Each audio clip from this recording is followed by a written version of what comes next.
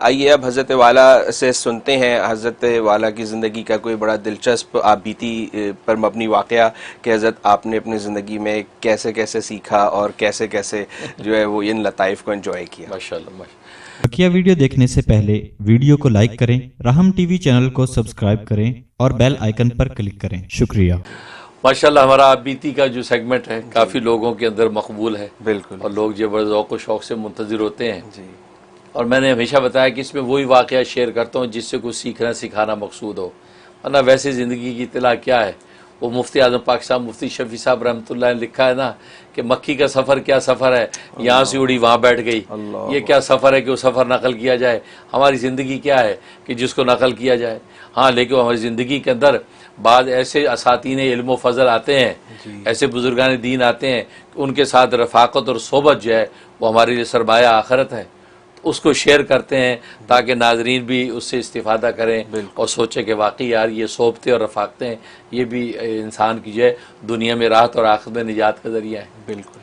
उसी हवाले से आज जो है मैं वाक़ई शेयर करूँगा कि मैंने जब दारुल कुरंगी जो मुफ्ती आज़म पाकिस्तान मुफ्ती शफ़ी साहब रहमतुल्लाह अलैह जिसके बानी हैं, और इस वक्त जो उनके दो जो है वो नामवर साहबजादगान मुफ्ती आज़म पाकिस्तान मुफ्ती मोहम्मद रफ़ी उस्मानी साहब वो उसके सदर हैं, मोहतमिम हैं, और शेखुल इस्लाम मौलाना मोहम्मद तक़ी उस्मानी साहब नायब मोहतमिम हैं दारुल कुरंगी में। तो ये 93 की गालिबन बात है, 93 की बात है कि शेखुल इस्लाम मोहम्मद तक़ी उस्मानी साहब ने इस्लामिक बैंकारी के बारे में कोर्स करवाने का ऐलान किया कि यहाँ हम कोर्स शुरू कर रहे हैं, उलमा इकराम तशरीफ़ लाएँ और हमसे वो इक़्तिसादियात और मॉडर्न इकनॉमिक और इस्लामिक फ़ाइनेंस के बारे में वो कोर्स करें। वो गालिबन 15 दिन का कोर्स उन्होंने रखा था, उसके लिए उन्हें इनवाइट किया।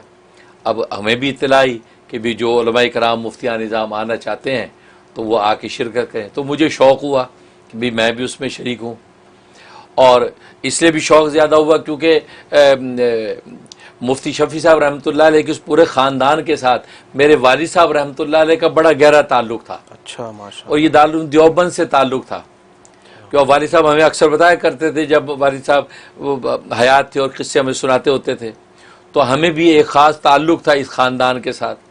बल्कि वालिद साहब रहमतुल्लाह फरमाते थे, क्योंकि वालिद साहब समरकंद बुखारा से खुतन से हिजरत करके वो हिंदुस्तान आए थे, और यहाँ आए थे अल्लामा अनवर शाह कश्मीरी रहमतुल्लाह अलैह से पढ़ने के लिए, क्योंकि उनका तज़किरा सुना करते थे बुखारा में कि वो बहुत बड़े मुहद्दिस हैं, क्योंकि वो अल्लामा अनवर शाह कश्मीरी के शागिर्द जो है वो वहाँ बुखारा के अंदर पढ़ाते थे, और ऐसे इल्म मार्फत उनके के सारे बुखारे के उलमा पर छा गए थे। तो वालिद साहब को शौक़ हुआ कि इनके जो उस्ताद हैं मैं उनसे जाके पढ़ूँगा हिंदुस्तान में। तो वालिद साहब ने हिजरत की वहाँ से। तो अब वो हिंदुस्तान जब आए, दारुल देवबंद में पहुँचे, तो पता चला कि 2 साल पहले वो अल्लामा अनवर शाह कश्मीरी रहमतुल्लाह अलैह का विसाल हो गया। अब बड़े दिल बर्दाश्ता हुए कि भई अब क्या फ़ायदा, मैं उनके लिए आया था, अब मुझे वापस जाना चाहिए। तो मुफ्ती शफ़ी साहब रहमतुल्लाह अलैह से मुलाकात हुई, ये दारुल देवबंद में मुदर्रिस थे। तो मुफ्ती शफ़ी साहब रहमतुल्लाह ने फरमाया कि भई आप वापस ना जाएँ, इसलिए कि यहाँ पर उनके हम असर मौजूद हैं। मौलाना हुसैन अहमद मदनी हैं, मौलाना एजाज़ अली ख़ान साहब हैं, मौलाना इब्राहिम बलियावी हैं, है समझ, मौलाना इदरीस कांदेलवी, बड़े बड़े लोग हैं, तो इनके हम असर भी मौजूद हैं, तो आप यहीं उनसे कसबे इल्म करें। तो वालिद साहब ने उनके मशे को मान के फिर आप वहाँ क़याम किया दारुल देवबंद में, और तकरीबन 13 साल तक वहाँ कसबे इल्म किया। जब इल्म हासिल करने के बाद फारिग हुए तो मुफ्ती शफ़ी साहब रहमतुल्लाह अलैह के वालिद थे हाफिज़ मोहम्मद यासीन साहब रहमतुल्लाह अलैह। उनकी एक मस्जिद थी देवबंद में, उस मस्जिद में इमामत के लिए आपको मुकर्रर कर दिया मुफ्ती शफ़ी साहब ने। अच्छा। तो वालिद साहब फरमाते कि मैं वहाँ नमाज पढ़ाया करता था 5 वक्त की, और वहीं मैं हुजरे में सोया करता था, ठहरा करता था। बल्कि उसमें एक दिलचस्प वाक़े भी दरमियान में बताया उन्होंने कि उस मस्जिद के अंदर एक हुजरा था, कमरा था, वो लॉक था, बंद था। तो मैंने वहाँ जो है वो मौलाना नूर मोहम्मद साहब, नूर अहमद साहब या नूर मोहम्मद साहब, जो मुफ्ती शफ़ी साहब रहमतुल्लाह अलैह के बहुत करीबी कोई अजीज़ हैं, गालिबन उनके बहनोई हैं या कोई ऐसा कोई रिश्ता है, तो वो जो है उनसे कहा कि भाई ये हुजरा बंद है, तो अगर इजाज़त हुई हुजरा खुलवा दे, मैं यहाँ लेट जाया करूँ। हैं, उन्होंने कहा जी मुफ्ती शफ़ी साहब से मैं पूछता हूँ। तो उन्होंने मुफ्ती शफ़ी साहब रहमतुल्लाह से पूछा कि भी वो जो मौलाना नियाज मोहम्मद खोतनी कहते हैं कि ये हुजरा मिल जाए तो मैं ये आराम कर दिया करूँगा, लेट जाया करूँगा। तो मुफ्ती शफी साहब रहमतुल्लाह फरमाया कि नहीं, ये हुजरा हमने पहले किसी के लिए नहीं खोला, लिहाजा हम ये किसी के नहीं खोल सकते, मना कर दिया।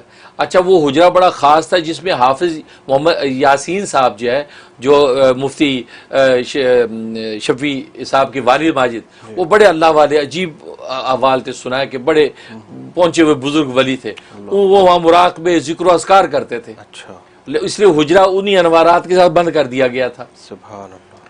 तो वालिद साहब ने जब ये बात की तो मौलाना नूर मोहम्मद साहब ने कहा कि नहीं, वो मुफ्ती साहब फरमाते हैं हमने पहले किसी के लिए नहीं खोला, लिहाजा ये नहीं खोल सकता, ये कहा। अब जब ये बात कही तो वालिद साहब फरमाते कि मैंने ये बात सुन के अजराए मजाक मौलाना नूर मोहम्मद साहब को एक बात कही। बात ये की कि मैंने कहा कि भाई किसी इब्तदा के लिए माबिल इब्तदा को होना तो ज़रूरी है ना, यानी क्या पहले किसी के लिए खोला लिहाजा अब नहीं खोलेंगे? भाई किसी को खोलना तो पड़ेगा ना, स्टार्ट तो आपको लेना पड़ेगा किसी से। तो एक दफ़ा खोलेंगे तभी तो शुरू होगा कि हमने किसी के लिए खोला है। तो किसी भी इब्तदा के माबिल इब्तदा तो ज़रूरी है। तो जनाब इसलिए वो करना तो चाहिए, खोलना तो चाहिए, ये बात कह दी। और अगर नहीं करते तो आप ये कहते रहते कि नहीं जी किसी के लिए नहीं खोला लिहाजा नहीं खोलेंगे, तो ये तो तसलसल लाजिम आता है और तसलसल बातिल है। क्योंकि वालिद साहब इल्म मंतिक माकूल के अंदर बड़े माहिर थे, ये बात कह दी। तो मौलाना नूर मोहम्मद साहब ने बात मुफ्ती शफी साहब को नकल कर दी। अच्छा, अब ये बात एक इल्मी बात थी, तो मुफ्ती साहब तो इल्म की कदर करने वाले, तो उन्होंने कहका लगाया और हंसे, कहा कि मौलवी नियाज कहता तो ठीक है, तो चाबी दे दी कि जाओ उसके लिए खोल दो। अल्लाह अकबर। तो वो दरवाज़ा खोल दिया। तो वालिद साहब खुद फरमाते हैं मैं तकरीबन 9 महीने या 10 महीने मैं वहाँ इमाम की हैसियत से रहा। फरमाया कि उस हुजरे के अंदर जब बैठ के मैं रात को जिक्र करता, इबादत करता था, ऐसे लगता था कि मैं ज़मीन पे नहीं हूँ, मैं वो गोया कि अर्श पर। अल्लाह अकबर। ऐसे अनवारात, कहते वाकई उसके अंदर जो अनवारात थे उसकी कहते कोई नज़ीर नहीं थी। और वहाँ मैं रात को जिक्र करता और ऐसा अल्लाह पर यकीन, ऐसा लगता कि अल्लाह हर वक्त नज़र आता है, ऐसा महसूस हो। माशाअल्लाह। तो उसके वहाँ से ऐसा कसम फैज़ किया। तो इससे पता चलता है औलिया अल्लाह और बुजुर्गों की जो जगह होती हैं ये मामूली नहीं होती भाई, वहाँ तो अल्लाह के खास अनवारात होती। बिल्कुल। अब उसके बाद वालिद साहब का फिर ये पाकिस्तान में आना हो गया। बल्कि उसमें दरमियान में एक और दिलचस्प वाक़या वालिद साहब बताया करते थे, वो ये हुआ कि मैं दोपहर को सो जाता था, लेट जाता था, तो ये मुफ्ती रफ़ी उस्मानी, मुफ्ती तकी उस्मानी साहब और उनके दूसरे भाई वली राजी और दो हज़रात, ये छोटे बच्चे थे उस वक्त, बच्चे तो ये दोपहर में आके ना मस्जिद में शोर मचाते थे। वालिद साहब कहते मेरी नींद ख़राब होती, कैलूले का वक्त होता था, तो मैं बड़ा परेशान होता था।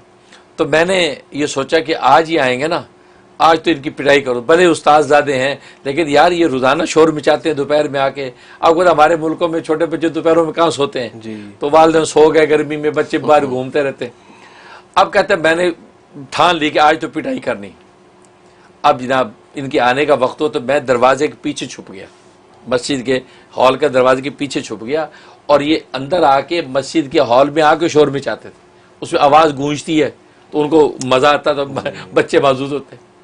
अब जब आए और इन्होंने शोर मचाया तो मैं दरवाजे इसमें से निकल के मैं दौड़ा इनको पकड़ने के लिए। अब पकड़ने की जब दौड़ा हूँ तो वालिद साहब का बयान ये है कि एक बच्चा जो है वो दरवाजे की दूसरे दरवाजे की ओट के पीछे छुप गया। वो कौन बच्चा था? वालिद साहब रहमतुल्लाह अलैह के बयान ये था कि वो मुफ्ती तकी उस्मानी थे, उस वक्त छोटे बच्चे थे। कहते वो छुपे हुए थे, तो मैंने दरवाज़ा यूँ हटा के चाह के एक तमाचा लगाऊं, तो जैसे दरवाज़ा हटाया तो वो मुफ्ती तकी उस्मानी जो बच्चे थे कहने अस्सलाम वालेकुम, अस्सलाम वालेकुम, यूँ कह दिया। अब जैसे वो कहती इतना बेख्तियार सलाम किया कि मुझे हंसी छूट गई।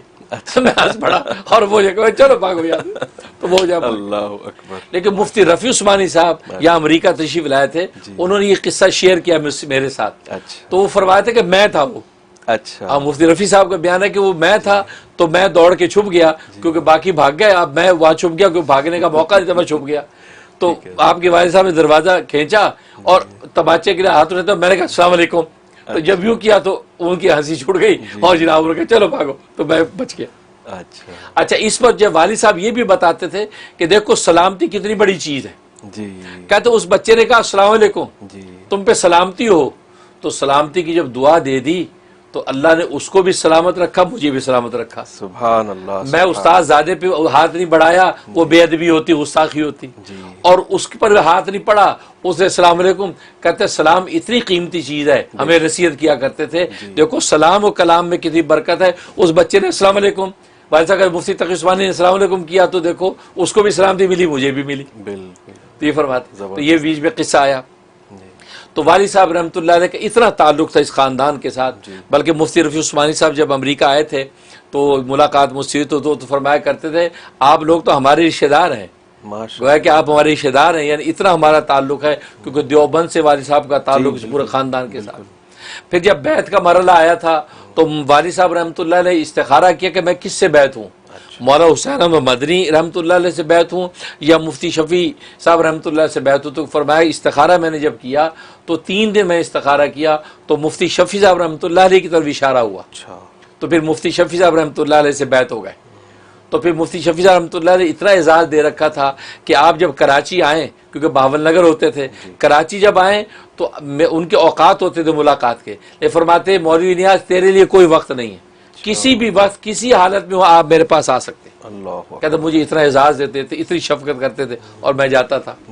तो ये एक ताल्लुक इस ख़ानदान से था।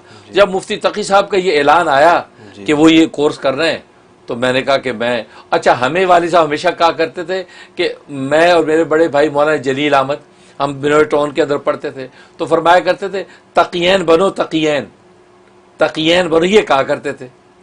तो अब तकियैन से क्या मुराद, वो यही मुफ्ती रफ़ी उस्मानी, मुफ्ती तकी उस्मानी। मतलब जैसे कहते उन्होंने इल्म फजल में मेहनत की है और मकाम पाए हैं, अपने बाप की सही तरबियत के अंदर इल्म सीखा, फरमाया तकियैन बनो, ये हमें कहा करते थे। तो मेरे दिमाग में वो चीज़ थी। अब कोर्स की जब बात आई तो मेरे जो पीरो मुर्शद, मेरे वालिद इस्मती शहीद इस्लाम मौलाना मोहम्मद यूसुफ लुधियानवी शहीद रहमतुल्लाह अलैह, तो मेरे वो मुरब्बी थे, मैं वहीं रहता था। तो मैंने हज़रत से कहा, हज़रत वो इस्लामी फ़ाइनेंस और बैंकारी के बारे में कोर्स हो रहा है, तो इजाज़त हो तो मैं वो 2 हफ्ते का कोर्स कर लूँ। फिर मैं कि अच्छा कौन करवा रहा है? मैं कि मोहतकी उस्मानी साहब ने शुरू किया है। उस मोहतकी उस्मानी साहब इस पर बैंकारी पे मेहनत कर रहे थे और ये चीज़ें सारी जो है ना उलमा के सामने आ रही थी। तो उन्होंने फरमाया कि ठीक है, अगर तुम्हारा शौक़ है तो कर लो, बहुत अच्छा है, अल्लाह करे पाकिस्तान के अंदर कोई इस्लामी निज़ाम बैंकारी का शुरू हो जाए, तो ये फरमाया कर लो। तो मैं फिर दारुल कुरंगी में दाखिला लिया। अच्छा, वहाँ दाखिला ले लिया। अब जब दाखिला ले लिया कि 2 हफ्ते फिर वहीं ठहरना था और वहीं पे सारा कोर्स करना था। तो जब दाखिला हुआ तो मोहतकी उस्मानी साहब से मुलाकात हुई। जब क्लास के अंदर मुलाकात हुई और बताया कौन कहाँ से आया, तो मैंने बताया तो बड़े खुश हुए। अच्छा, वो वाली साहब के भी उन्हें अहवाल पूछने लग गए और जिक्र करने लग गए, तो पहचान गए कि मौलाना नियाज़ मोहम्मद साहब के साहिबजादे आए हुए हैं। तो उसके बाद शाम में मैं जो वहाँ वो टेलीफोन का एक्सचेंज का कमरा बना हुआ था, टेलीफोन एक्सचेंज का कमरा, तो मैं वहाँ पे टेलीफोन करने के लिए गया। तो मुफ्ती रफ़ी उस्मानी साहब वहाँ खड़े थे। तो वहाँ मुफ्ती रफ़ी उस्मानी साहब खड़े, तो मैं उनको मिला, अस्सलाम वालेकुम, आप अस्सलाम। तो फरमाया कि आप कहाँ से तशरीफ़ लाएँ? तो क्योंकि गालिबन 83 मुझे याद जहाँ, 83 उलमा इकराम मुल्क भर से मुफ्तियान उलमा इकराम आए थे इस कोर्स में। तो मैंने बताया कि मेरा नाम बताया और मैं कि वो बावल नगर के मौलाना मुफ्ती नियाज़ खुतनी, मैं उनका बेटा हूँ।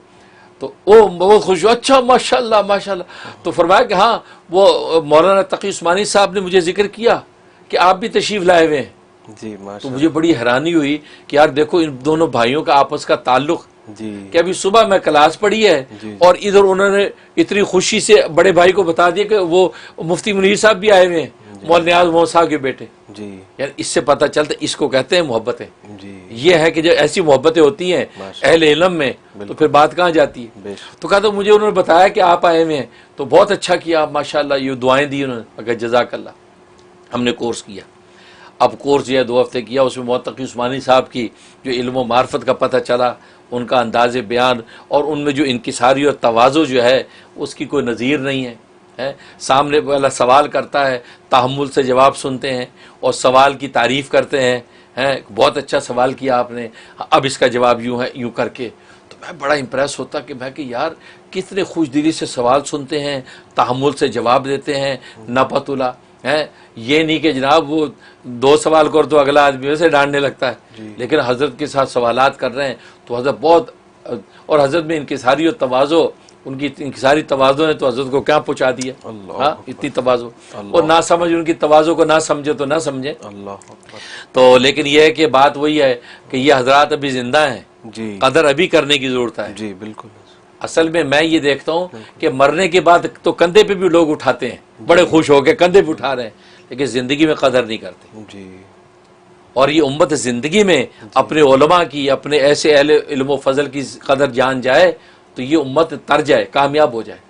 लेकिन देखा यह कि ज़िंदगी में तो कोई किसी की कदर करता नहीं, बल्कि उसके खिलाफ ही काम करता रहता है। मर जाता है तो बड़े अच्छे अच्छे अल्फाज कहते हैं, जी माशाल्लाह बड़े अच्छे आदमी थे, बड़े फाजिल थे, ये तो, और कंधा भी देंगे। तो अब मरे हुए के कंधे पे आपने उठा लिया तो ठीक है, अच्छी बात है, आपने अजर पा लिया, लेकिन आपने ज़िंदगी में तो उनके लिए कुछ नहीं किया। आप ज़िंदगी में कदर करते तो मैं बता इसलिए रहा हूँ कि कदर करने वाले ये लोग हैं भाई, इनकी ज़िंदगी में कदर कर लें कि इन लोगों ने जो उम्मत के लिए किया। तो खैर, तो हज़रत की तवाज़ु इनकी सारी 2 हफ्ते का कोर्स पूरा हुआ। कोर्स मुकम्मल होने के बाद तो हज़रत ने बुलाया, मुझे कहा कि भाई वो तकरीब है, वो सनदें तकसीम होंगी और उसमें उलमा इकट्ठे होंगे, तो मस्जिद में तकरीब होगी, तो आप भी कुछ तकरीर फरमाएं, कुछ तासुरात बयान फरमाएं। मेरी जिम्मेदारी लगाई कि आप भी कुछ तासुरात, और भी गालिबन किसी को कहा होगा, लेकिन मुझे ख़ास तौर पे कहा कि आप तासुरात। मैं कहा ठीक है हज़रत। तो मेरे लिए बड़ा एजाज़ था कि हज़रत ने मुझे, और वो क्लास के में जो है वो ख़ुद मुफ्ती तकी उस्मानी साहब के साहिबजादे मुफ्ती इमरान उस्मानी, वो भी हमारे क्लास फेलो थे, और मुफ्ती रफ़ी उस्मानी साहब के साहिबजादे मौलाना ज़ुबैर उस्मानी, वो भी हमारे क्लास फेलो थे, और अब तलबा भी थे, 83 तलबा थे हम तकरीबन। तो मुझे कहा कि आपने बयान करना है। मैं कहा ठीक है। अब अगले दिन जब मस्जिद के अंदर जनाब स्टेज सजा हुआ है, तलबा, और स्टेज पे कौन है, मौलाना साहबान महमूद साहब जो शेखुल हदीस, जो मुफ्ती तकी उस्मानी रफ़ी उस्मानी साहब के उस्ताद भी हैं, वो भी मौजूद हैं। और मेहमान खुसूसी कौन है, वो सुल्तानुल औलिया हज़रत मौलाना शाह हकीम मोहम्मद अख्तर साहब, हाँ रहमतुल्लाह अलैह, वो मेहमान खुसूसी हैं, तो वो भी बैठे हैं, सारे उलमा बैठे हैं। अब जनाब वो बारी बारी अपने सिलसिला शुरू हो गया, तो फिर मुझे बुलाया कि जी वो आके तासुरात। मैंने बयान शुरू कर दिया। तो मैंने जब बयान किया तो मैंने उसमें मुफ्ती तकी उस्मानी साहब को शेखुल इस्लाम कहा। मेरे को शेखुल इस्लाम हज़रत मौलाना मुफ्ती तकी उस्मानी साहब हैं, दामद बरकातुहुल आलिया, उनके इल्म व फजल की क्या बात है, ये मैंने सब कहा। और फिर मैंने कहा मेरे वालिद साहब हमेशा कहा करते थे हमें कि तकीयैन बनो तकीयैन, यानी मुफ्ती रफ़ी उस्मानी तकी उस्मानी की मिसाल दे के ये कहा करते थे। तो ये मैंने सारा बयान किया।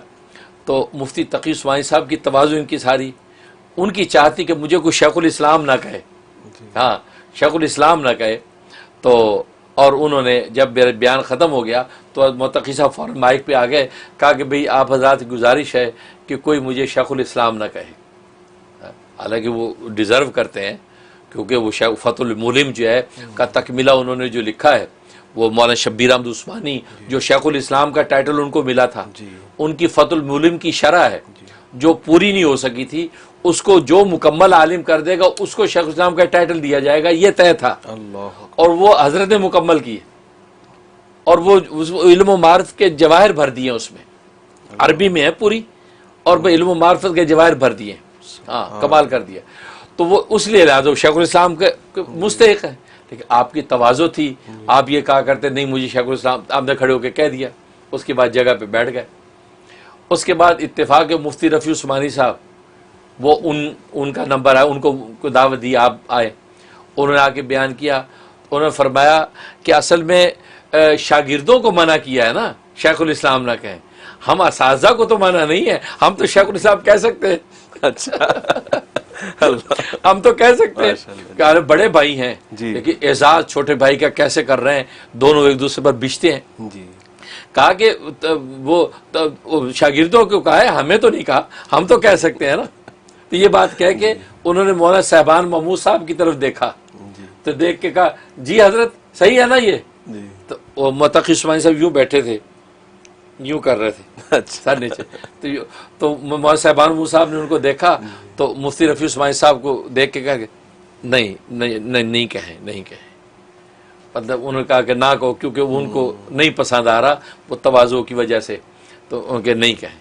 तो मुफ्ती रफ़ी उस्मानी साहब ने कहा भाई देखे ठीक है, हमें जो है मौलाना साहब ने मना कर दिया कि ना कहें, तो ये कह के फिर अपनी बात उन्होंने सारी की। उसके बाद दुआ के लिए मौलाना शाह की मोहम्मद अख्तर साहब को कहा कि आप दुआ करा दें। अब वो दुआ कराने लगे तो फरमाने लगे कि भाई देखो, दुआ से पहले चंद कलमात खैर मैं कहता हूँ, ये कहा। और फरमाने लगे भाई मैं तो उस वक़्त से इनको शेखुल इस्लाम मानता हूँ जिस वक्त ये शेखुल इस्लाम का टाइटल इनको मिला नहीं था। अच्छा, मैं तो उस वक्त से इनको, यानी मेरा वो शेखुल इस्लाम कहना जो है पूरी तकरीब के अंदर सब शेखुल इस्लाम की बहस चल पड़ी। जी बिल्कुल। हाँ, यानी तो मेरी तकरीर कबूल हो गई।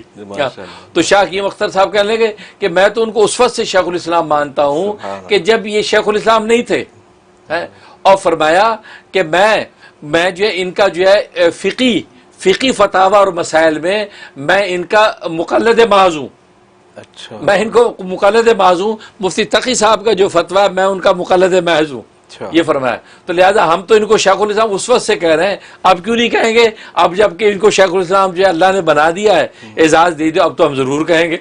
अच्छा उन्होंने भी शेखुल इस्लाम। अब सब तलबा मुझे कह रहे कि भाई माशाअल्लाह तुम्हारे शेखुल इस्लाम तो कबूल हो गया, तुम्हें ये सारे वही कहने लगे। मैं कि अल्लाह इज्जत देने वाले हैं। उसके बाद दुआ हो गई, हकीम अख्तर साहब ने दुआ करा दी। दुआ से फारूक हुए तो ये सारे असातिज़ा जो है मौलाना साहबान मुसाब मुफ्ती सब जनाब बढ़ चढ़ के मुझे मिले। मुफ्ती रफ़ी साहब मुझे मिले, गले लगा, कहा कि बहुत खूबसूरत कहा आपने, बहुत खूबसूरत कहा। वो और सुभान मोहम्मद साहब मिले, वो भी मुस्कुराने लगे। अच्छा मौलाना हजरत आपने भी खूब कहा भाई, उनका अपना हर बंदे को हजरत कहते थे, हजरत आपने भी खूब कहा। तो हकीम अख्तर साहब को मिले, मैं मिला तो हकीम अख्तर साहब ने गले लगाया, कहा कि बिल्कुल ठीक कहा भाई, बिल्कुल कहना चाहिए, जब इनका हक है तो बिल्कुल कहना चाहिए। उनका ये स्टाइल था, बिल्कुल कहना चाहिए। मगर जी हजरत, तो उस बरकत से सारे बुजुर्गों को मुझे नजर करम मिली, माशाअल्लाह। और जो दारुल के उस्ताद वो भी मिले, फिर तलबा भी मिले। हर बंदा कहे यार आपने क्या शेखुल इस्लाम का, पूरी तकरीब ही शेखुल इस्लाम पे हुई जी, कि कहना है कि नहीं कहना है, कहना है कि नहीं कहना है। तो मतलब वो मेरे लिए एक बहुत ही यानी फ़र्द अंगेज वाक़या है कि मैं जब वो सारी कैफियत याद करता हूँ कि वो मस्जिद के अनवारात, वहाँ औलिया कामरीन बुजुर्गान दीन इमाम रब्बानीन बैठे हैं और तलबा बैठे हैं, वहाँ पर ये सारी तकरीब हुई। तो मेरे दिल में आया कि मैं ये शेयर करूँ। और फिर ये को वो हज़रात अभी ज़िंदा है माशाअल्लाह, बिल्कुल। मौलाना तक़ी उस्मानी साहब हैं, मुफ्ती रफ़ी उस्मानी साहब हैं, ये हज़रा इनकी ज़िंदगी और सेहत की तो दुआएं मैं अपने जुम्मे के खुतबात में भी करवाता हूँ, क्योंकि ये उम्मत के लिए ये रुख सरमाया है। ये उम्मत पहचानती नहीं है, उम्मत खाम का बस ये बहुत से नालायक उल्टी बातें करते हैं। ये सरमाया है भाई, इनकी कदर कर लो।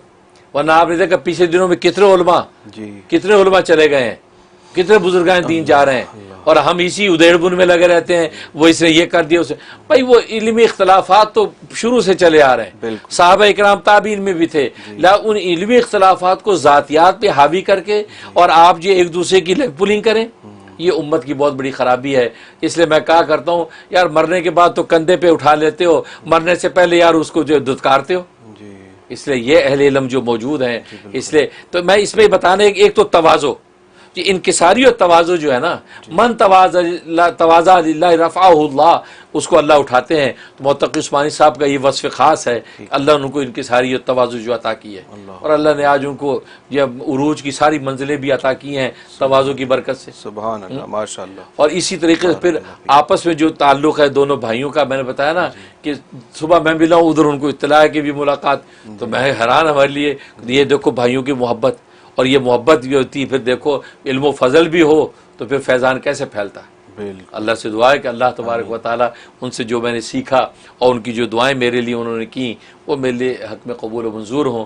और अमेरिका की दुनिया में अल्लाह काम ले रहे हैं, यहाँ पर भी मौलाना तक़ी उस्मानी साहब ही मुझे यहाँ बिठा के चले गए, और माशाल्लाह हम उसी पैटर्न पे काम कर रहे हैं। अल्लाह से दुआ है अल्लाह इसी को जारी और सारी रखे, आमीन या रब्बल आमीन। आमीन। बेशक हज़रत, बहुत रूह परवर वाक़या है हज़रत, और हमारी भी यही दुआ है कि अल्लाह पाक हमें अपने बुज़ुर्गों का मंजूर नज़र बनाए, और हमारे बुज़ुर्गों को जो है अल्लाह ताला अपना क़ुर्ब ख़ास अता फ़रमाए, और उनको अपनी हिफाजत के ख़ास पैरों में रखे। बहुत शुक्रिया हज़रत, बहुत खूबसूरत बातें करने का, हमें सिखाने का और तवज्जो देने का।